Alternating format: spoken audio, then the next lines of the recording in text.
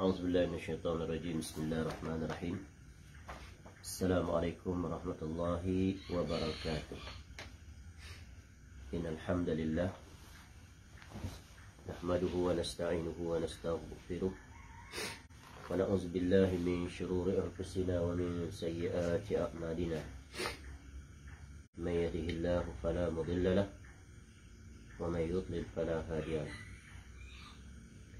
وأشهد أن لا إله إلا الله وحده لا شريك له وأشهد أن محمدا عبده ورسوله. يا أيها الذين آمنوا اتقوا الله حق تقاته ولا تموتن إلا وأنتم مسلمون. يا أيها الناس اتقوا ربكم الذي خلقكم من نفس واحدة وخلق منها زوجها وبث منهما رجالا كثيرا ونساء واتقوا الله الذي تساءلون به والأرحام إن الله كان عليكم رقيبا. يا أيها الذين آمنوا اتقوا الله وقولوا قولا سديدا يصلح لكم أعمالكم ويغفر لكم ذنوبكم ومن يطع الله ورسوله فقد فاز فوزا عظيما. أما بعد فإن أصدق الحديث كتاب الله وخير الهدي هدي محمد صلى الله عليه وسلم. شر الأمور محدثاتها كل محدثة بدعة وكل بدعة ضلالة وكل ضلالة في النار. اللهم إنا نسألك علما نافعا. Ya Allah, kami memohon kepada Engkau ilmu yang bermanfaat, warizqan thayyibah dan rezeki yang baik, wa amalan mutaqabbala dan amal yang diterima. Alhamdulillah, kita bersyukur kepada Allah Subhanahu wa taala. Pada pagi Jumaat ini kita dapat kembali bertemu untuk kita menyambung kuliah kita dalam rangka untuk kita mengakrabkan diri dengan Nabi sallallahu alaihi wasallam dengan mempelajari sebuah kitab kecil yang merupakan bahagian daripada kitab Tahzib al-Asma' wal Lughah, yaitu kitab Sirah Nabi sallallahu alaihi wasallam yang disusun oleh Imam An-Nawawi rahimahullah, yang kemudiannya diberi ta'liq dan takhrij oleh Khalid bin Abdul Rahman bin Hab Asy-Syai' hafizahullahu ta'ala. InsyaAllah pagi ini kita akan masuk pada pengantar ataupun mukadimah kitab seterusnya, yaitu biografi ringkas tentang penyusun kitab, ya, atau yang menuliskan tentang sirah Nabi sallallahu alaihi wasallam ini, yaitu tak lain dan tak bukan Al-Imam An-Nawawi rahimallahu ta'ala, seorang ulama yang sangat terkenal, yang tidak asing lagi, yang namanya apabila disebutkan hampir seluruh umat Islam, ya, di dunia ini, khususnya para sarjananya, ya, para ulamanya, para orang-orang yang belajar di jurusan agama, pasti mengetahui, ya, pasti mendengar nama Al-Imam An-Nawawi rahimahullah, dan juga sekurang-kurangnya mengetahui beberapa karangan Al-Imam An-Nawawi rahimahullah yang sangat masyhur, yang tersebar di seluruh pelosok penjuru muka bumi ini. Dan kitab-kitabnya itu banyak sekali, ia tersebar dan diterjemahkan dalam pelbagai bahasa, bahkan diajar, ya, di pelbagai tempat, masjid, surau, di rumah, ya, di universiti, pusat-pusat pengajian dan seumpamanya. Itu gambaran ringkas seorang ulama yang sangat terkenal, seorang alim rabbani yang ilmunya sangat bermanfaat sampai ke hari ini. Baik, mari kita lihat apa kata ataupun apa yang disebutkan oleh pentahqiq kitab ini tentang biografi ringkas. Adapun kitab-kitab yang menulis biografi Imam An-Nawawi rahimahullah ini, ya, banyak sekali. Yang tentunya yang paling utama adalah ditulis oleh muridnya. Ya, di antara murid Al-Imam An-Nawawi rahimahullah yang menulis biografi Al-Imam An-Nawawi rahimahullah Ya, tak lain dan tak bukan murid dekatnya iaitu Al-Imam Alauddin Al-Attar rahimallahu ta'ala. Ya, biografi ringkas dan beliau adalah merupakan murid terdekat, istilahnya murid yang terkanan. Baik, nanti akan datang penjelasan tentang siapa sajakah dia murid-murid Al-Imam An-Nawawi rahimahullah yang mengambil ilmu daripadanya, sama ada secara bertalaqi dalam tempoh masa yang tertentu yang berbeza-beza, ataupun murid dalam ijazah. Baik, kita lihat apa kata pentahqiq hafizahullah ta'ala pada muka surat 14 sehingga muka surat 16. Ringkaskan. Ya. Yang pertamanya adalah nama, tempat kelahiran dan sekelumit tentang kehidupannya. Ya, nama. Baik. Beliau rahimahullah adalah Yahya bin Saraf bin Muri bin Hasan bin Husain bin Muhammad bin Jumu'ah bin Hizam Abu Zakaria An-Nawawi Ad-Dimashqi. Ini terjemah, ya, terjemah Imam An-Nawawi rahimahullah. Nama beliau rahimahullah adalah Yahya bin Saraf.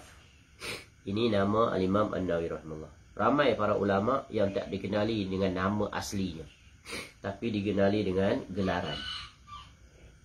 Ya, contoh Al-Imam An-Nawawi rahimahullah. Nah, ini kadang-kadang kalau kita tanya siapakah nama Al-Imam An-Nawawi rahimahullah, ramai orang gagal.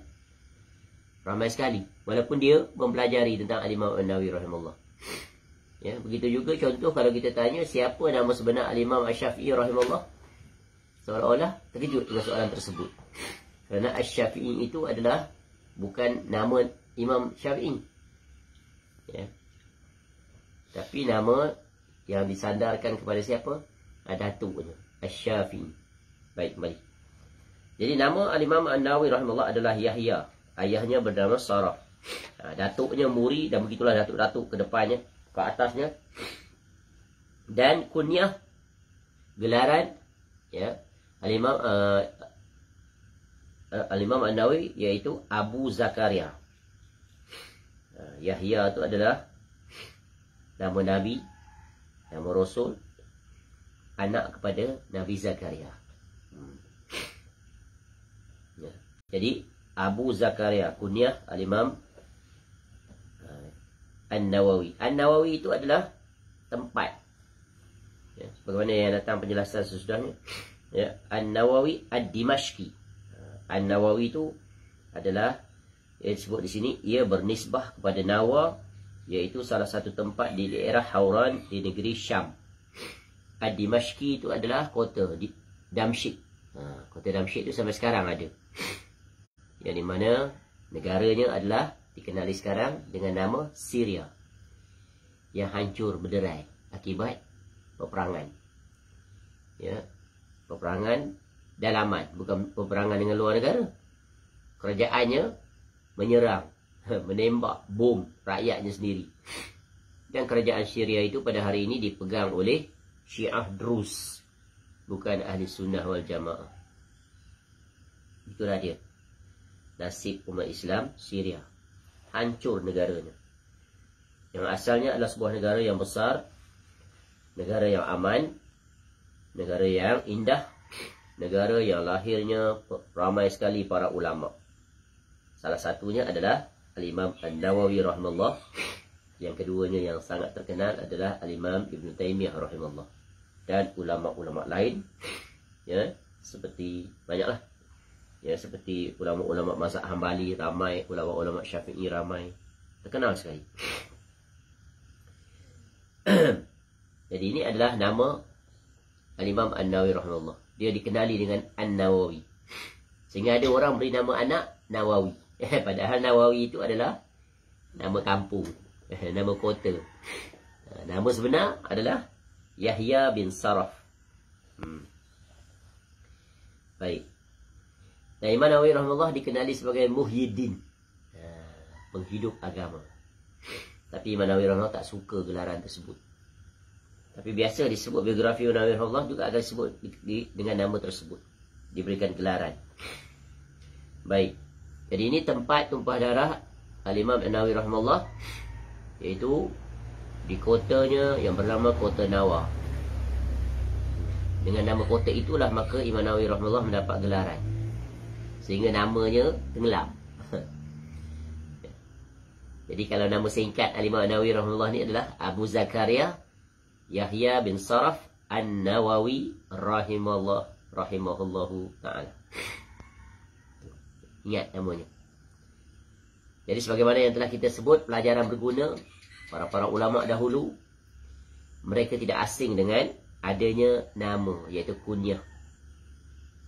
Ini di antara sunnah kalau mereka memahami. Apa kunyah Nabi SAW? Iaitu Abul Qasim.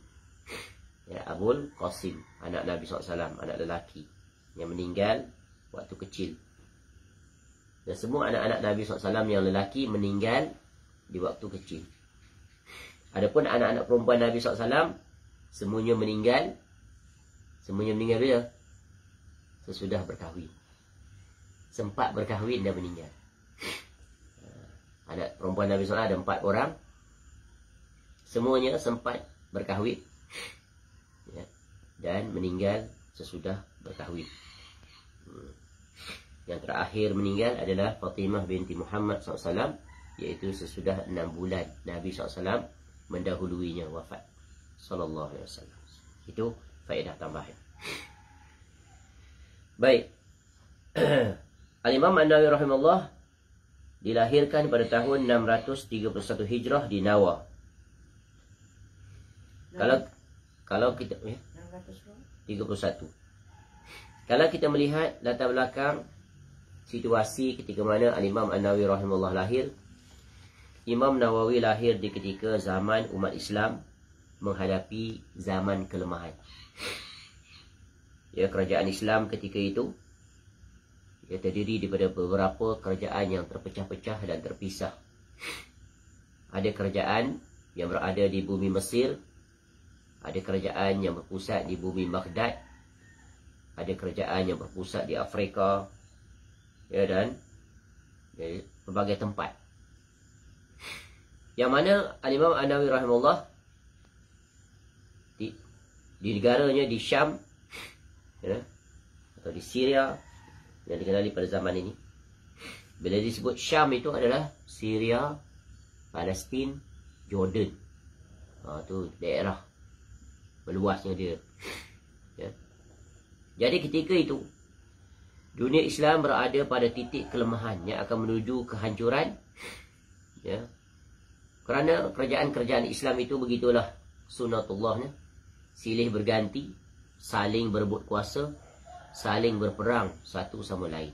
Satu pemandangan yang sangat menyedihkan. Padahal Islam melarang umat Islam, ya, tak bertegur sapa pun dilarang. Ya, tak boleh lebih daripada 3 hari untuk tidak bertegur sapa. Tetapi ini bukan setakat tidak bertegur sapa, saling bermusuh, saling berperang, saling jatuh-menjatuhkan untuk merebut kekuasaan. Begitulah kalau kita membaca lipatan sejarah kerajaan-kerajaan Islam yang bermula daripada kerajaan Umayyah, jatuh, naik Abbasiyah, ya, dan kemudian berpecah pada pelbagai kerajaan kecil, yang mana kerajaan-kerajaan itu yang masih ada kaitan dengan kerajaan-kerajaan besar induknya itu. Jadi Al-Imam An-Nawawi rahimahullah, ya, pada zamannya, iaitu beliau rahimahullah berada pada hujung, ya, hujung pemerintahan kerajaan Abbasiyah, ya, Daulah Abbasiyah, yang mana pada tahun 656 ya, menghadapi kehancuran secara keseluruhan, jatuh. Ya, Daulah Abbasiyah hancur, jatuh, runtuh akibat serbuan tentera Mongol. Kemudian naik padanya adalah, iaitu, ya, naik kerajaan yang baru, iaitu kerajaan Ayyubiyah, yang diasaskan oleh Salahuddin Al-Ayyubi rahimahullah. Ini sejarah sangat berguna. Baik, ini secara ringkas kita terangkan tentang situasi yang mana Al-Imam An-Nawawi rahimahullah tumbuh. Jadi ada 3 kota besar ketika itu. Satu, iaitu Damsyik di Syria. Ya, Syria berada di mana? belah arah. Kalau Arab Saudi itu sebagai rujukan, dia berada di arah timur. Betul kan? Nanti belah sini. Atas, di atas Syria. Ya, Syria, Jordan, Palestin. Ya, Syria tu. Dia sempadan dengan Israel sekarang. Di antara perbatasan negara ni. Baik. Jadi, ada 3 kota besar. Baghdad, Mesir. Mesir tentunya siapa? Apa kota di situ? Kahirah. Tempat kerajaan Fatimiyah tu menubuhkan Universiti Al-Azhar. Kemudian di Syam, iaitu kota Damsyik. Jadi suasana sangat tidak stabil. Ya, kerajaan-kerajaan Islam berperang sesama sendiri untuk merebut jawatan dan pelbagai lagi. Dan juga kerajaan Islam ketika itu berhadapan dengan 2 musuh utama kerajaan-kerajaan Islam itu. Iaitu musuh yang pertama adalah tentera-tentera salib daripada Eropah yang mengisytiharkan perang yang berpanjangan. Kemudian iaitu tentera Mongol yang datang daripada arah timur, yang Mongolia sekarang ini, di bawah kepimpinan iaitu Hulagu Khan. Jadi Imam Nawawi rahimahullah menyaksikan dan melihat dan mengetahui peristiwa itu. Kerana apa? Kerana Mongol datang ketika itu, ya, dan Mongol telah datang juga ke arah Syria, dan beberapa kota nanti akan mereka serang. Tapi mereka tidak sampai kepada Damsyik kerana ada kisahnya. Baik. Jadi Al-Imam An-Nawawi rahimahullah menyaksikan kejatuhan kerajaan Abbasiyah, kemudian kemunculan kerajaan baru, iaitu Daulah Al-Ayyubiyah. Yang mana ketika jatuh kerajaan Ayyubiyah itu, yang kerajaan Ayyubiyah itu jatuh dan digantikan oleh kerajaan Daulah Ayyubiyah yang berpusat di bumi Mesir ketika itu. Jadi Abbasiyah berada pada kemunculan, pada kemunduran dan kejatuhan. Kemudian yang bangkit adalah kerajaan Ayyubiyah. Yang mana kerajaan Ayyubiyah ini yang dipimpin oleh Salahuddin Al-Ayyubi rahimahullah, yang naik dan menjadi kuat dan berjaya mengalahkan tentera Salibiyah yang menyerang Mesir ketika itu. Ya, tentera Salibiyah datang menyerang, ya, ke negeri Mesir. Sebelum itu mereka menyerang, ya, ke Baitul Maqdis, Antokia dan sebagainya, dan berjaya menguasai. Ya, kemudian mereka ingin menguasai kota Damsyik dan juga Aleppo di Syam. Tetapi gagal kerana menghadapi penentangan yang kuat daripada tentera Islam. Itu di Syam. Di Mesir, ya, di Mesir sebagaimana yang kita sebut, ya, Salahuddin Al-Ayyubi berada di situ, dan tentera salib juga datang menyerang ke arah Mesir. Namun Salahuddin Al-Ayyubi rahimahullah beserta tenteranya berjaya menghalau dan menghancurkan tentera salib sehancur-hancurnya dalam peperangan yang sangat terkenal dalam sejarah, iaitu peperangan di Hittin. Baca tentang kisah. Ya. Namun kemudiannya begitulah kerajaan ini, sifat dan tabiatnya.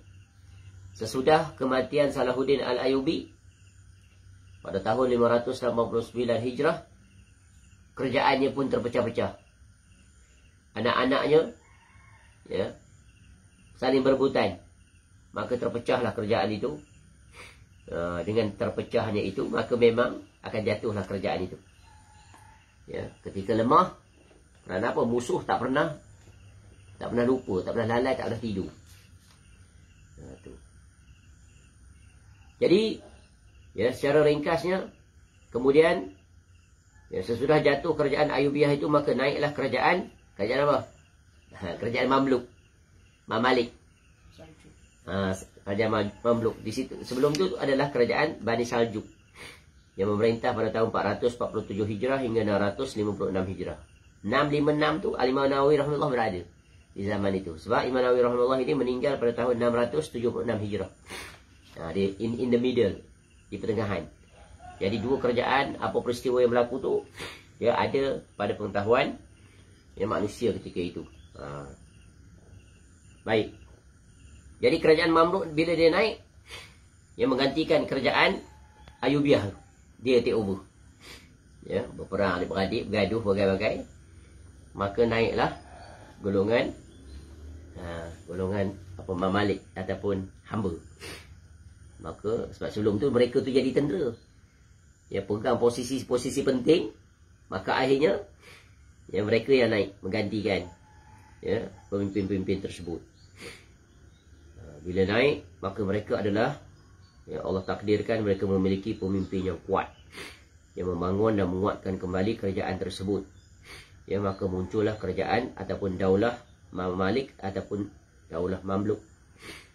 Dan mereka lah kemudiannya Allah berikan kemuliaan dengan mempertahankan agama. Mereka lah yang berperang kemudiannya melawan tentera salib.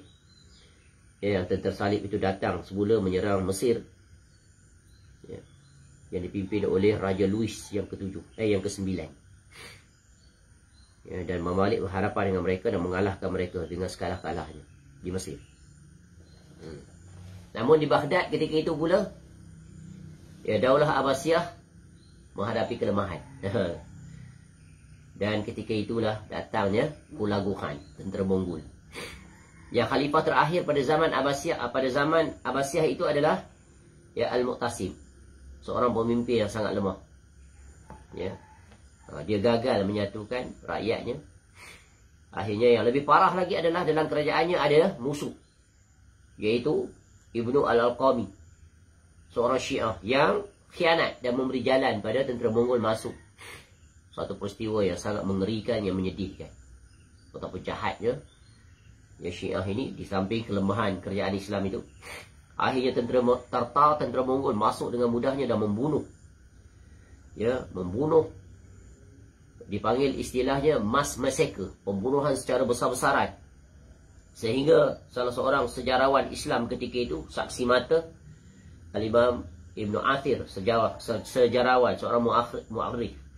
Ibnu Athir dalam kitabnya Al-Kamil Fit Tarikh, ada beberapa jilid kitab itu, dia memberikan gambaran yang sangat ya, memilukan, menyedihkan satu peristiwa pembunuhan secara massal, secara sadis dan tragis.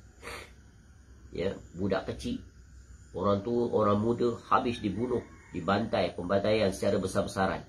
Sangat kejam. Ya, bukan itu saja, kitab-kitab yang berada dalam perpustakaan Islam semuanya dibongkar, dikeluar, dibuang, dihumbai dalam sungai Euphrates dan Tigris, sehingga hitam pekat sungai itu dengan dakwat kitab. Betapa banyaknya hilang khazanah yang sangat agung, kitab-kitab para ulama. Dan Hulagu Khan itu kemudiannya berusaha untuk meluaskan empayanya, nak menyerang pula apa? Damsyik. Dia dah pergi dah, ya, ke arah Baghdad dah berjaya. Dia nak pergi ke Damsyik, itu ke Mesir. Ya. Nak pergi ke Syria sekarang ini, masuk dulu ke kota Halab atau dipanggil Aleppo. Penduduknya melawan tapi dihancurkan, sebagaimana yang dilakukan di bumi Baghdad. Lalu dia nak masuk ke kota Damaskus. Itu pada tahun 658. Jadi mana Allah ada ketika itu. Ya. Dan mereka mengepung bumi Syam atau Damsyik. Tapi kemudiannya dilakukan negosiasi. Ya, dibuat perjanjian. Ya, menyerah, tapi dengan memberikan hadiah kepada Hulagu Khan. Bagi hadiah. Maka tak adalah berlaku penghancuran. Kena belajar daripada sejarah ya, di kota-kota tersebut. Dan itulah secara ringkas, ada pun perinciannya bolehlah kita baca dalam kitab-kitab sejarah yang sangat memperincikan tentang hal tersebut. Ya, kemudian berlakulah peperangan seterusnya. Ya, ketika mana Hulagu Khan nak meluaskan empayar, nak pergi Mesir. Ya. Dia nak pergi juga ke Mesir, nak menguasainya. Akan tetapi ketika itu Daulah Mamalik yang menguasainya dengan Raja Qutus. Itu terkenal kan, pemimpin hebat. Dialah yang berperang, melawan dengan Hulagu Khan itu. Yang terkenal dengan peperangan Ain Jalut. Maka tentera Mongol dihancurkan sehancur-hancurnya. Pemimpinnya terbunuh. Ya. Mana di sini nanti konflik lagi, dah menang pula. Bergaduh pula. Ya, yang mana Qutus ini raja tu, dia menghantar panglima tentera dia, iaitu Baibas. Kemudian janji kalau menang nanti dia akan bagi jawatan, ya, untuk menjadi macam wakil lah, gubernur lah di Alipur. Tapi bila menang dia ganti orang lain. Naik angin lah kawan ni. Kemudian Baibas tu putus tu dibunuh pula oleh Baibas. Dia pula take over. Dia pula jadi sultan. Ajaib di kerajaan Islam. Jadi tak heranlah apa yang berlaku di hadapan sekarang. Begitulah tabiat umat Islam. Kena penyakit apa? Hubur riyasah. Cinta nak jadi pemimpin. Sehingga sanggup berbunuh-bunuhan. Di tangan Baibas tu nantilah Khalifah Islam Abbasiyah dihidupkan kembali. Tapi itu hanya sebagai apa? Boneka je kerajaan tu. Tapi dia yang menguruskannya. Itu banyak berlaku dalam kerajaan-kerajaan Islam kalau kita baca. Baik, cukup takat tu. Jadi Imam Nawawi rahimahullah ni, dia hidup di bawah kekuasaan daulah Mamalik atau Mamluk. Ketika mana kerajaan itu berada di puncak kekuasaannya. Itu kisah ni. Ya. Jadi Imam Nawawi rahimahullah berhadapan dengan situasi itu. Dan Imam Nawawi rahimahullah pernah menasihati Raja Mamalik, iaitu Zahir Al-Baibas, apa nama dia? Zahir apa tu? Ya. Ketika mana dia nak mengisytiharkan perang, nak melawan tentera salib, secara ringkas ni, betapa keberanian Al-Imam Nawawi rahimahullah menasihati raja. Ketika mana fatwa ulama keluar membenarkan mengambil harta daripada rakyat untuk membantu kelengkapan ketenteraan dalam menghadapi tentera Salibiyah. Kemudian Imam Nawawi rahimahullah seorang je belum keluar fatwa. Lalu dipanggil dia. Lalu dia berkata, wahai Imam Malik, kamu tu dulu adalah hamba. Hamba mana ada harta, miskin apa? Kamu dah jadi raja, kamu kaya. Kamu ada pembantu itu, pembantu ini, duit banyak bagai-bagai. Sebelum kamu nak ambil duit rakyat, kamu keluarkan dulu duit kamu tu. Harta-harta kamu dan harta-harta pembantu-pembantu kamu semuanya. Tak cukup baru boleh ambil. Raja murka, ya, dan menghalau Al-Imam An-Nawawi rahimahullah dari negerinya. Imam Nawawi pergi dan mengatakan, aku tak akan kembali, ya, ke Damsyik ini selagi raja tu ada. Itu cukup tak kata. Jadi perinciannya baca dalam kisah Al-Imam An-Nawawi yang ditulis oleh para sejarawan, para murid-muridnya. Baik, cukup tak kata dulu. Kita sambung. Apa yang dikata oleh pentahqiq kitab ini. Ayahnya, iaitu ayah Al-Imam An-Nawawi rahimahullah sendiri yang mengasuhnya, yang mendidiknya dan membesarkannya hingga tumbuh dengan baik. Ini pentingnya faktor orang tua dalam membesarkan anak-anak. Anak-anak menjadi hebat, berjaya, memiliki pribadi dan sahsiah yang bagus, semuanya asal daripada pendidikan. Dan memang agama kita itu seperti itu sifatnya. Ya, anak itu dilahirkan dalam keadaan fitrah. Kedua orang tuanya lah yang akan sama ada memajusikannya, menasranikannya, atau meyahudikannya, atau Islamlah anak itu di atas jalan fitrahnya. Tu. Jadi anak itu adalah buah daripada hasil tangan kedua orang tua. Sebab itu beruntung kedua orang tua yang mendidik anak-anak menjadi anak-anak yang soleh dan soleha. Kerana itulah modal dia yang paling utama, yang mana itulah dia pelaburannya yang paling bernilai, yang akan mengembirakan dia sesudah kematiannya khususnya. Betul kan? Ketika berada di alam barzakh, dia akan mendapat pahala yang terus menerus. Apa saja amal-amal yang dilakukan oleh anak-anaknya, amal soleh, maka seluruh pahalanya itu automatik adalah miliknya. Di samping anak pelakunya itu. Boleh faham? Jadi bayangkan kalau anak itu seorang yang soleh dan soleha, seluruh amal perbuatan baik dia itu mendapat pahala untuk kedua orang tuanya. Itu kalau satu anak. Kalau ramai anak, apatah lagi anak-anak itu adalah orang-orang yang apa? Yang menjadi ulama, menjadi ustaz, menjadi guru, ya, mengajar, mendidik manusia. Kemudian dia sendiri beramal, maka beruntung kedua orang tua. Jadi beruntung tak ayah Al-Imam An-Nawawi rahimahullah? Sangat beruntung. Ayahnya orang biasa, tak dikenali, tapi anaknya dikenali. Jadi otomatik ayahnya mendapat apa yang didapat oleh anaknya yang sangat dikenali itu, dengan kealiman, kezuhudan, ya, dan sebagainya. Dia khatam Al-Quran ketika hampir balik. Kemudian ayahnya membawanya pergi ke Damaskus. Jadi beginilah sistem pendidikan Islam. Ya, anak-anak itu di awal usia diperkenalkan dengan apa? Al-Quran. Ya, anak-anak kecil lagi hendaklah diajar Al-Quran. Yang sebaiknya adalah ketika dia masih kecil, belum baligh, dia sudah pandai membaca Al-Quran. Dan yang lebih baik daripada itu lagi, dia hafal Al-Quran. Itulah sistem yang agama ini berjalan, yang kemudian ditinggalkan. Maka itulah salah satu faktor kenapa umat Islam mundur, yang mendapat kehinaan. Kerana telah mengganti sistem pengajian Islam itu dengan sistem barat yang kita guna pakai hari ini. Bagaimana nak melahirkan anak-anak yang cemerlang dari sisi agamanya. Dunia cemerlang, hebat, berjaya, tetapi gagal dari sisi agama. Ya, sehingga urusan agama yang paling asas pun ramai gagal dari sisi fardu ainnya. Tapi generasi dulu, ketika mana Allah memuliakan mereka dengan segala kekurangan, walaupun pemimpinnya berkelahi, bergaduh, berperang, tapi para ulama'nya tetap ramai. Masyarakatnya, ya, dididik, dibimbing oleh para ulama'. Sebab itu, ya, kerajaan Islam itu boleh bertahan selama 14 abad. Ya, kerana adanya para ulama', kerana adanya sistem pendidikan, ditambah pula para pemimpin-pemimpin itu juga menjadi pendukung untuk kemajuan pendidikan Islam. Tuh. Jadi, kedua orang tua hendaknya mengakrabkan diri anak-anak dengan Al-Quran. Pastikan anak itu paling asas pandai baca Quran, mandiri, boleh baca sendiri. Dan yang terbaik, usahakan anak-anak itu agar menghafal Al-Quran. Menghafal Al-Quran, hantar dia pergi sekolah tahfiz, suruh dia hafal. Ya. Tuh. Jadi dia khatam ketika hampir baligh. Memang begitu, kebanyakannya hafal sebelum baligh. Sesudah asas tu, kemudian ayahnya membawanya pergi ke Damaskus, tempat keluar daripada kampung. Ini pentingnya keluar daripada kampung ni. Sebab apa? Keluar daripada kampung akan meluaskan cakrawala pemikiran. Paradigm. Cara kita berfikir itu akan berubah. Ya, akan nampak lebih lagi luas pandangan. Dan memang begitulah tabiat. Ya, orang-orang hebat ini, mereka, ya, perjalanan menuntut ilmu mereka itu luas cakupannya. Di pelbagai belahan tempat mereka pergi. Dan di sini yang paling memberi pengaruh besar, jasa besar pada Imam Nawawi rahimahullah adalah ayahnya.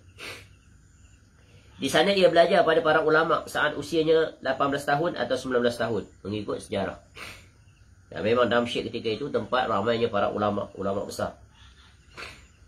Ya. Dari umur belasan tahun masih lagi menuntut ilmu syar'i. Ia adalah seorang yang sangat bertakwa, selalu bertaubat kepada Allah dan takut padanya sejak usianya masih sangat muda beliau.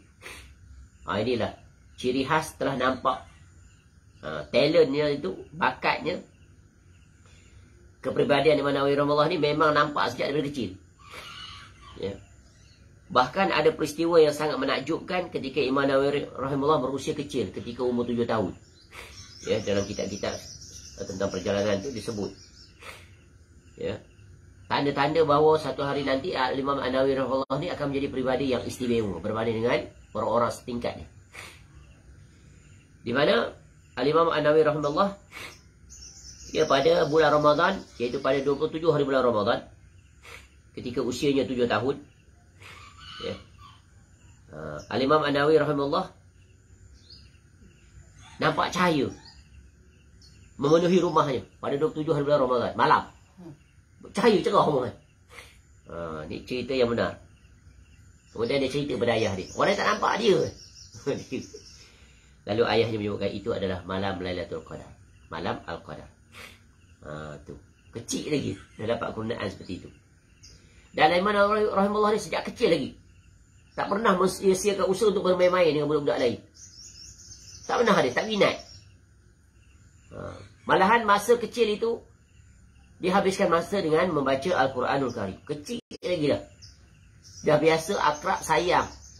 Sehingga tak sanggup nak bazirkan masa bermain-main. Padahal tak salah. Memang budak-budak kecil-kecil main-main. Betul kan? Ada ciri yang menakjubkan. Ketika kawan-kawan ajak main, paksa dia main, dia tak nak main. Lalu dia pun menangis. Dia tak mau main. Dia ambil Quran, dia baca. Masya Allah. Ini kalau buat perangai macam ni, alamak lah kena pulau. Betul kan? Tu. Jadi ciri-ciri itu sudah terlihat, ternampak. Keunikannya berbanding dengan orang lain. Baik, muhaddis Abul Abbas bin Farah mengatakan Syekh Muhyiddin, ini kan gelaran dia, Syekh Muhyiddin. Muhyi, menghidupkan agama. Al-Imam An-Nawawi rahimahullah memiliki 3 kelebihan. Tiap-tiap kelebihan darinya seandainya dimiliki oleh seseorang, nescaya para penunggang unta datang kepadanya daripada pelbagai penjuru bumi. Ini istimewa, ya, tentang pandangan pendapat para ulama tentang Al-Imam An-Nawawi rahimahullah ni banyak sampai sekarang. Kalau tanya, tak ada yang negatif, semua positif. Ini salah satu ucapan yang disebut. Apa dia kata? Imam Nawawi rahimahullah pada dia terhimpun 3 perkara. Ya, istimewa dia. Qad sara ila thalathi maratib. Disebut oleh Abul Abbas bin Farah rahimahullah. Kullu law kanat li shakhsin la yashuddat ilaihi ar-rihal. Dia tadi kita sebut. Apa dia yang pertama? Al-ilm, iaitu ilmu, dan melaksanakan tugas-tugasnya. Memang Imam Nawawi rahimahullah berkhidmat dengan ilmu. Satu hari Imam Nawawi rahimahullah dia spend time belajar. Berapa lama masa yang dia peruntukkan untuk belajar, untuk ilmu? Ketika dia pergi ke Damsyik, ya, bertalaki dengan para masyaikh, syekh-syekh ketika itu. Dalam sehari tidak kurang daripada 12 subjek dia belajar. 12 untuk pelajaran. Bayang, ni baru satu pelajaran, contohnya lepas subuh. Baru satu, ada 17 lagi sedang menunggu. Lepas subuh tu, maknanya sampai ke malam dia untuk ilmu. Dengan pelbagai guru-guru. Dulu sistem halaqah-halaqah. Nak belajar guru mana, pergi kat halaqah. Macam sekarang lah kat Masjid Nabawi. Kalau kita pergi umrah, ada banyak halaqah syekh-syekh. Ya, selepas waktu maghrib, selepas waktu isyak. Pilih syekh mana nak belajar. Serentak, simultaneously. Nak belajar hadis, akidah, tafsir, fiqh, ada semuanya. Mau tak mau. Jadi kalau kita pergi umrah, jangan lepaskan peluang itu. Bila berada dalam Masjid Nabawi, ya, ikuti kuliah-kuliah itu. Dan memang ada satu kursi khusus untuk bahasa Nusantara ni, bahasa Indonesia. Ya, dia ambil seorang pengajar, biasanya daripada pelajar-pelajar Universiti Islam Madinah yang sedang belajar, sambung belajar peringkat tertinggi, iaitu PhD. Di antara mereka sekian banyak tadi pilih duduk atas kerusi itu mengajar. Duduk, dengar. Ya, kalau duduk 3 hari duduk dengar situ. Kalau pada bahasa Arab memang senanglah, banyak syekh-syekh duduk situ belajar. Jadi sambil umrah, ya, sambil juga menuntut ilmu. Begitu juga nanti kalau pergi ke Masjidil Haram, ada juga halaqah itu. Yang wanita pun ada, syekhah dia mengajar. Duduk belajar. Ya, Masya Allah, nikmat tak? Menggabungkan amal peribadi, ya, amal jama'i, dan menuntut ilmu. Baca Quran, berzikir, solat, tawaf, menuntut ilmu. Lengkap lah package dia.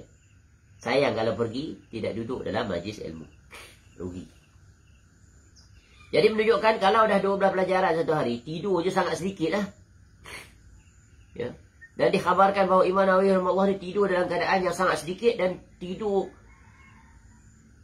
dalam keadaan bukan macam kita tidur ni. Sambil duduk, tidur atas buku. Sambil baca kitab ke tidur. Tidur pun tidur ayam. Macam orang tua kan. Dia buat kerja tu, sambil duduk dia tidur. Dia tak tidur, dia tidur sekejap, dia sambung balik. Macam tu. Ya Allah. Bukan senang.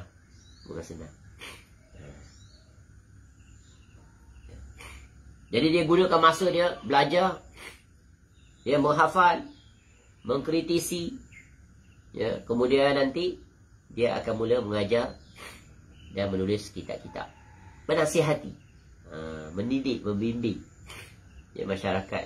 Maka tak heran nanti akan muncul ramai sekali murid-murid Al-Imam An-Nawawi rahimahullah. Dan beliau menjadi ulama besar yang menjadi rujukan, ya, dalam mazhab Syafi'i. Mazhab Syafi'i. Baik. Yang kedua adalah zuhud di dunia dan segala macamnya. Memang seorang yang sangat zuhud.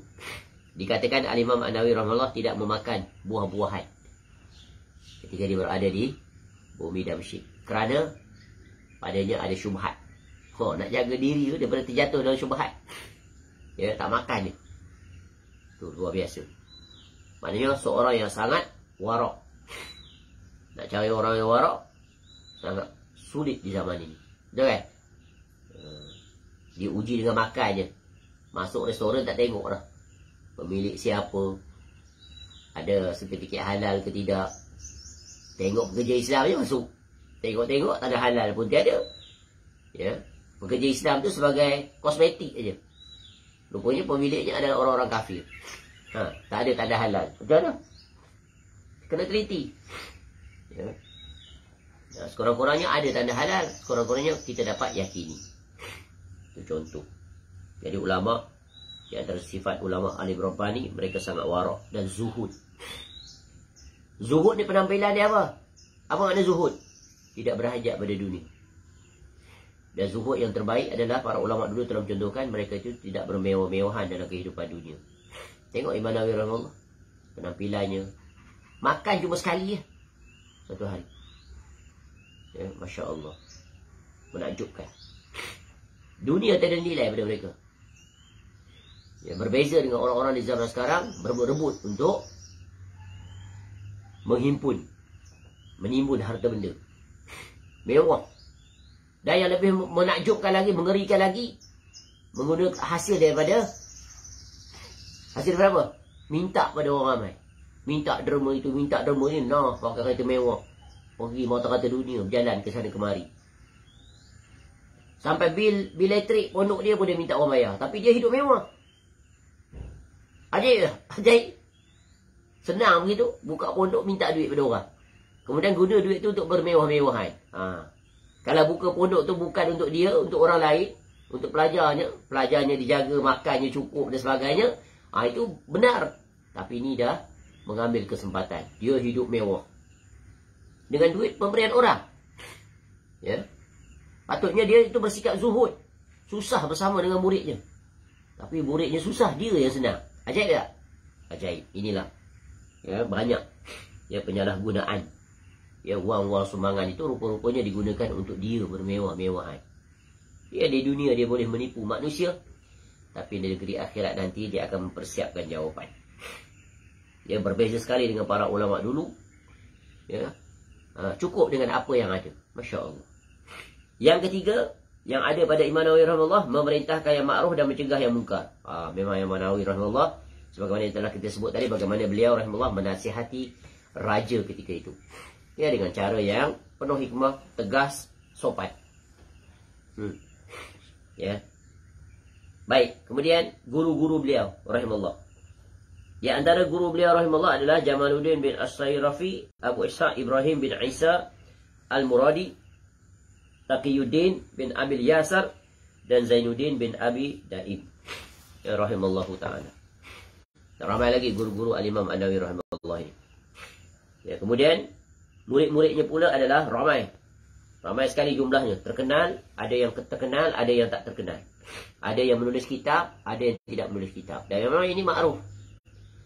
Ya, para ulama yang terkenal, kealimannya, keilmuannya, kezuhudannya, pasti akan ramai murid. Dan itulah dia aset mereka yang sangat bernilai. Lebih bernilai daripada anak-anak mereka. Betul kan? Sebab para ulama itu, yang mereka pula melahirkan ulama. Dan begitulah silih berganti sampai ke saat ini. Banyak tak pahala? Tak terhitung. Ya, ilmun yantafa'u bih. Terus berjalan.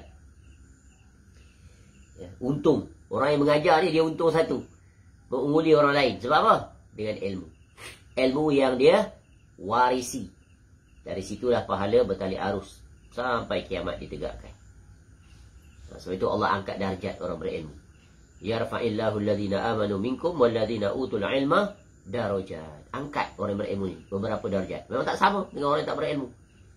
Ya, betapa tinggi darjat para ulama. Semisal Al-Imam An-Nawawi rahimahullah. Sekarang akan datang di hari kiamat, insya-Allah. Ya. Siapa murid-murid beliau? Syihabuddin Al-Arbadi, Alauddin Al-Attar rahimahullah, ni murid yang sangat terkenal, orang kepercayaan.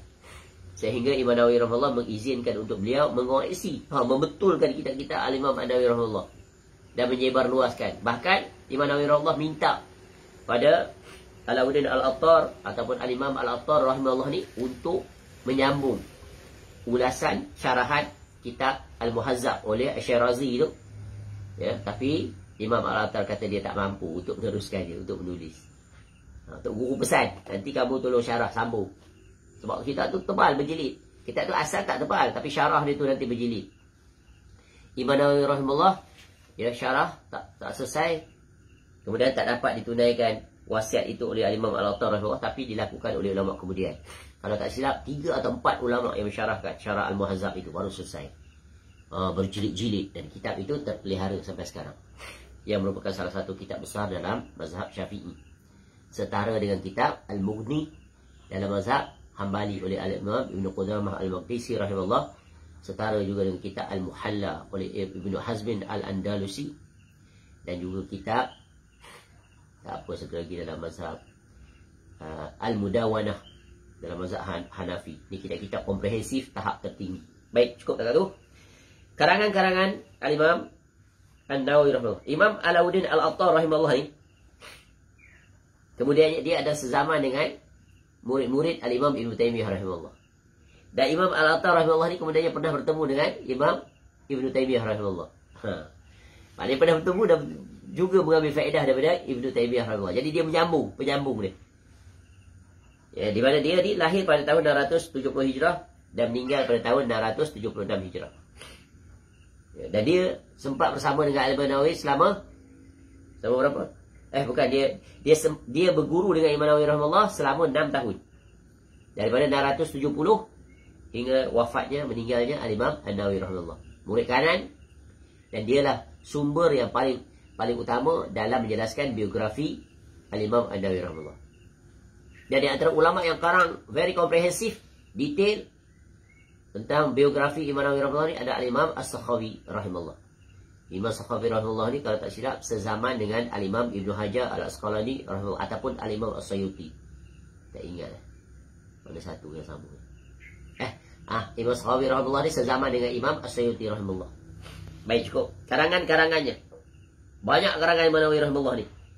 Para pengkaji menyatakan kurang lebih sekitar 80 kitab. Ada yang terpelihara, ada yang telah hilang. Ada yang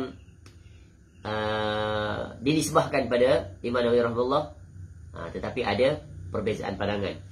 Ini kajian makhtutat ni, ya, betul ke ni karangan Imam Nawawi rahimahullah? Tengok gaya bahasa, susunan, tempoh masa dan sebagainya. Ini mirip-mirip. Ini memang karangannya. Ataupun memang Imam Nawawi rahimahullah telah mengisyaratkan kitab tu di kitab-kitab yang lain. Yang masalahnya bila tidak diisyaratkan. Macam mana dia nak tentu ni? Kena cek pelbagai. Begitulah telitinya para ulama. Karangan beliau di antaranya adalah kitab Riyadhus Salihin min kalami Sayyidil Mursalin sallallahu alaihi wasallam. Kitab ini Masya Allah, sampai sekarang ni orang guna dan orang mengajar. Kalau di Malaysia ni tu saya sebutlah, banyak sekali orang yang berkhidmat untuk kitab ini, menyampaikannya pada kuliah-kuliah di masjid, surau, ya, dan berbagai lagi. Kitab yang sangat besar faedah dan sangat indah penyusunan, sangat komprehensif. Diawali dengan bab niat, diakhiri dengan bab syurga. Ya, maknanya kita berjalan menuju ke syurga Allah Ta'ala. Akhir perjalanan adalah kita nak masuk syurga Allah. Syarat mula-mula ialah ikhlas, tauhid. Ikhlas tu tauhid tu. Yang kedua, syarah Sahih Muslim, kitab Al-Minhaj. Ya, kitab ini pun sangat terkenal. Jadi disebut masuk dalam deretan syarah-syarah terbaik terhadap Sahih Muslim. Yang ketiga, Arba'in An-Nawawiyah. Ini yang paling terkenal. Kitab ringkas 42 hadis. Juga sangat indah penyusunannya, diawali dengan bab niat, diakhiri dengan bab taubat. Bab minta maaf kepada Allah. Dosa kamu banyak macam mana pun, kata Nabi SAW, satu syarat je, kamu tak melakukan kesyirikan, Allah akan ampunkan. Menunjukkan betapa luasnya keampunan Allah. Menunjukkan apa? Orang yang mendapat pengampunan dapat syurga. Yang keempat, kitab Arba'in ni, syarah dia tak tahu berapa ribu. Punya banyak. Dan dihafal di luar kepala hadis-hadisnya. Yang keempat, Al-Irsyad fi Mustalah Al-Hadis. Ada juga ilmu ulumul hadis. Dan memang Imam Nawawi rahimahullah seorang ulama hadis. Yang kelima, Al-Majmu' Syarah Al-Muhazzab. Tadi kita sebut ni. Kitab yang diminta oleh Al-Imam An-Nawawi rahimahullah kepada Ibnu Al-Attar untuk menyambung. Tapi tak sanggup oleh Al-Imam Al-Attar rahimahullah. Tapi kemudian dilakukan oleh orang lain. Yang keenam, kitab Rawdatul Talibin. Ni kitab fiqh. Imam Nawawi rahimahullah ni banyak kitab fiqh ada. Ada yang tebal, ada yang nipis. Ya, Rawdatul Talibin ni salah satu kitab. Ya, yang bahaskan tentang mazhab Syafi'i, bab fiqh ni. Yang ketujuh, juga kitab yang sangat terkenal adalah kitab Al-Azkar, yang menghimpunkan zikir-zikir dan doa-doa. Ada kitab-kitab ni hendaknya ada di rumah kita. Cari kitab ni. Ya. Dan kitab ni dah ada terjemahan ni, kebanyakannya ni. Riyadhus Shalihin memang banyak. Syarah Sahih Muslim pun ada. Arba'in pun diterjemahkan. Al-Irsyad fi Mustalah Hadis ni wallahu a'lam. Ya, Al-Majmu' Syarah Muhazzab pun ada terjemah. Lengkap lah tu.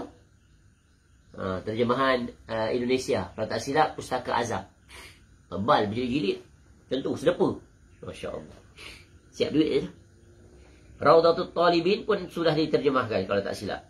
Juga oleh Pustaka Azam. Pustaka Azam ni Indonesia. Dia terjemah kitab memang kitab yang tertebal, berjilid. Ya. Yang ketujuh, kita Al-Azkar sudah. Kitab Al-Azkar ni hendaklah ada di rumah. Dan yang terbaik bila beli kitab, kitab yang telah ditahqiq. Salah satu kitab terjemahan Al-Azkar yang terbaik adalah yang telah ditahqiq, ditakhrij hadis-hadisnya oleh Syekh Salim In Al-Hilali hafizahullah ta'ala dalam 2 jilid yang diterbitkan oleh Pustaka Al-Imam Asy-Syafi'i. Tu. Beli kitab tu. Dan kitab-kitab lainnya dalam berbagai cabang ilmu. Ada lagi kitab Imam Nawawi rahimahullah yang terkenal, yang dipilih ni. Kitab apa? At-Tibyan fi Hamalatil Quran. Kitab tentang adab-adab. Orang-orang yang dipertanggungjawabkan dengan Al-Quran. Mereka orang yang mengajar Quran dan sebagainya, adab-adab. Kitab ni pun banyak terjemah dia. Di Malaysia ni ada beberapa yang terjemahkannya. Dan kitab ni juga di antara kitab yang dibaca di dalam majlis-majlis sama' untuk memberikan sanad hadis. Sanad hadis pula. Sanad kitab. Kitab Al-Azkar, At-Tibyan, Arba'in, ya, Riyadhus Shalihin ni biasa diadakan majlis untuk dibacakannya daripada awal sampai akhir, kemudian diijazahkan sanad kitab itu. Dan alhamdulillah ya, kita memiliki sanad-sanad dalam kitab-kitab ini daripada guru-guru kita. Alhamdulillah. Yang kesembilan sebagai tambahan, yang ada kaitan dengan kitab yang nak kita belajar ni, iaitu Tahzib Al-Asma' wal Lughah. Kemudian daripada ni dia ambil kitab, dikeluarkan, diberikan nama kitab As-Sirah An-Nabawiyah. As-Sirah An-Nabawiyah min Kitabi Tahzib Al-Asma'i wal Lughah. Baik. Wafatnya Al-Imam An-Nawawi rahimahullah. Setiap yang hidup pasti mati. Semua kita. Kullu nafsin za'iqatul maut. Kalau boleh tak nak mati. Tanyalah manusia mana pun. Kalau boleh, Allah panjanglah usia aku. Untuk aku, kalau para ulama, ya Allah panjanglah usia aku untuk aku tulis kitab banyak lagi. Betul kan? Dan Al-Imam An-Nawawi rahimahullah meninggal dalam usia yang sangat muda. Dia meninggal setelah kepulangannya daripada Damaskus, Damsyik, ke negerinya Nawa. Itulah ketika dia keluar fatwa tu, dia balik ke kampung. Dan kalau kita baca kisah nak meninggal jadi Imam Nawawi rahimahullah ni, menakjubkan juga. Ada orang datang memberitahunya dan memberikan satu bekas untuk isi air. Cukup tak kata tu? Tak cukup. Apa? Bagaimana beliau seolah-olah mengetahui dah sampai ajalnya. Dan dia maklumkan pada muridnya Al-Imam Ibnu Attar rahimahullah. Ibnu Attar cerita ni dalam kitab dia. Ya. Tu. Jadi Al-Imam An-Nawawi rahimahullah, ya, dia meninggal dunia, wafat pada hari malam Rabu 14 Rejab 676 Hijrah dalam usia sekitar 45 tahun. Di rumah ayah dia. Ayah dia masih ada. Ya. Dan dia meninggal dalam keadaan tak sempat berkahwin. Sibuk dia dengan ilmu. Begitu hebatnya. Ya, para ulama. Salah seorang ulama yang berada di zaman kita tapi telah meninggal dunia, Syekh Abdul Fattah Abu Ghudah rahimahullah ta'ala, karang satu kitab. Ulama-ulama yang tidak pernah bernikah. Tak sempat kahwin. Salah satunya adalah Al-Imam An-Nawawi rahimahullah. Mula dengan ulama dulu-dulu. Dan termasuk juga padanya adalah Al-Imam Ibn Taymiyah rahimahullah. Diterangkan dalam tu betapa kesibukan para ulama dulu ya dalam menulis, mengajar dan sebagainya. Tak sempat kahwin. Tak sempat, para ulama sebut tak sempat. Ya. Ataupun terlalu sibuk dengan ilmu sehingga tak memikirkan untuk berkahwin. Sebagaimana Ibnu Taimiyah rahimahullah, umur 60 lebih. Ya, sampai umur 60 lebih meninggal dalam keadaan tak berkahwin. Ya, itulah khidmat mereka untuk ilmu. Semoga Allah Ta'ala merahmatinya dan menempatkannya di syurganya yang luas. Ya, amin ya rabbal alamin. Ini adab, akhlak, doa. Kita doakan para ulama. Jadi Al-Imam An-Nawawi rahimahullah meninggalkan dunia dalam usia yang sangat muda. Ya, namun walaupun Imam Nawawi rahimahullah telah meninggal dunia tanpa meninggalkan anak keturunan, tapi Al-Imam An-Nawawi rahimahullah meninggalkan sesuatu yang lebih besar daripada itu. Iaitu apa? Kitab, ilmu dan juga anak murid. Anak sendiri tak ada, tapi anak murid yang tak terhitung bertali arus sampai pada hari ini. Betul kan? Ni kita ni anak murid Imam Nawawi rahimahullah. Walaupun tak berada di zamannya, tapi tersambung sanadnya kepada beliau dengan mempelajari kitab beliau. Jadi otomatik jadi anak murid tak? Anak murid berkitab. Dan menyampaikan pula ilmu Al-Imam An-Nawawi rahimahullah. Murid yang berjasa setiap kurun di setiap zaman. Sebab tu kita ni kena ingat, ni adab kita pada para ulama. Ya, di antara adab yang agung yang hendaknya kita buat apa? Bila kita belajar kitab, kita beli kitab. Sebab apa? Sebagai tanda terima kasih, sebagai khidmat kita pada penulis kitab itu. Sebagai satu kebaikan yang kita buat untuk mereka. Dapat pahala mereka itu dengan kita beli kitab. Betul kan? Kita beli kitab tulisan mereka, kita baca, maka dapat pahala dia. Tu. Bila kita beli kitab ni ada beberapa niat. Satu, beli kitab tentu untuk kita. Untuk kita baca, untuk kita dapat pahala. Yang kedua, kita beli kitab untuk membantu penjual kitab. Nampak? Penjual kitab tu dapat faedah tak? Kitab dia dapat dijual, dapat untung tak dia? Dapat. Yang ketiga, kita membantu siapa? Penulis kitab. Kalau zaman dulu penulis kitab tak dapat lah royalty, mana rahimahullah, mana satu sen pun tak dapat. Keturunan bawah dia, ya, anak bukan keturunan dia, adik-beradik dia lah. Kalau ada cucu cicit sampai sekarang, ada dapat royalty? Tak dapat. Tapi dia dapat pahala. Tu. Khidmat kita agar para ulama tersebut mendapat pahala. Bayangkan, betapa banyak pahala kita dapat. Pertama, kita beli untuk kita, untuk baca, ya, untuk belajar. Kemudian kita niat bantu penjual kitab. Macam kita beli kitab ni. Kecil je. Kitab yang kita guna ni, tak sampai RM10 pun. Kemudian kalau penjual tu bagi diskaun, barangkali RM5 je. RM7. Apa ada nilai RM7? Tapi nanti di alam barzah nilainya tak terhitung. Pelaburan yang kecil tapi natijahnya berganda-ganda. Berterusan lah tu. Non-stop. Nampak? Jadi kalau beli kitab tu jangan duk minta diskaun banyak-banyak. Ya, kita bantu penjual tu. Bantu dia. Ya, kemudian penulis kitab. Kalau di zaman kita lagi, siapa lagi dapat faedah? Penjual, penulis, penerbit. Penerbit dapat duit tak? Dapat. Dia boleh terbit banyak. Dia keluarkan 2,000, maka 2,000 habis. Seronok dia. Nak terbit kitab lain pula. Kemudian siapa? Pengedar. Kok banyak. Dapat pahala tu. Ni kedekut. Tak nak beli ya. Cukuplah. Download sudah lah. Padahal tak mahal banyak pun. Ya. Kalau dia beli kitab tu dapat pahala banyak. Daripada 5 jurusan tadi. Kemudian dia dobit, dia tulis, dia catat. Kemudian kitab tu boleh ditinggalkan di rumahnya. Nanti dia mati, anak-anak boleh tengok. Boleh diwarisi. Jadi manuskrip pula nanti bernilai. Tu, ingat tu kaedah. Baik, jadi semoga Allah Azza wa Jal merahmatinya dan menempatkannya di syurganya yang luas. Tentang biografinya bolehlah dilihat dalam kitab-kitab tarikh, kitab-kitab sejarah, kitab-kitab. Sebagaimana para ulama Syafi'i karang kitab. Al-Imam Ibn Subki rahimahullah karang kitab Tabaqat ulama Syafi'iyah. Ini dalam kitab syarat Syazarat Az-Zahab jilid 5 surah dan Al-Minhal Al-Rawi.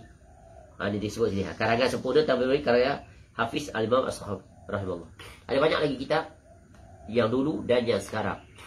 Maka carilah kitab-kitab yang berkaitan ini jika ingin mengetahui. Ya, kerana bila kita baca biografi para ulama ni, kita akan dapat pelajaran yang sangat besar. Di antara pelajaran yang besar adalah kita akan berusaha untuk mencontohi mereka itu dalam pertama kesungguhan untuk ilmu. Ya, kesungguhan untuk ilmu mereka itu. Dan juga hal-hal yang berkaitan bagaimana mereka menerapkan ilmu itu dalam realiti kehidupan. Wallahu a'lam. InsyaAllah panjang umur kita akan mula memasuki apa yang dipaparkan oleh Al-Imam An-Nawawi rahimahullah dalam bahagian yang terkandung dalam kitab Tahzib Al-Asma' wal Lughah yang kemudian dikeluarkan oleh oleh Khalid bin Abdul Rahman bin Hamd Asy-Syai' rahimahullah taala, hafizahullah taala, yang diberi nama kitab Tahzib As-Sirah An-Nabawiyah, ya, sallallahu alaihi wasallam, ringkas, mudah dan accurate, tepat. Dimulai pada muka surat 19 insya-Allah. Wallahu a'lam. Semoga bermanfaat. Subhanakallahumma wa bihamdika asyhadu an la ilaha illa anta astaghfiruka wa atubu ilaik. Wa sallallahu ala nabiyyina Muhammad wa ala alihi wa sahbihi wasallam. Wa akhiru da'wana alhamdulillahi rabbil alamin. Assalamualaikum warahmatullahi wabarakatuh.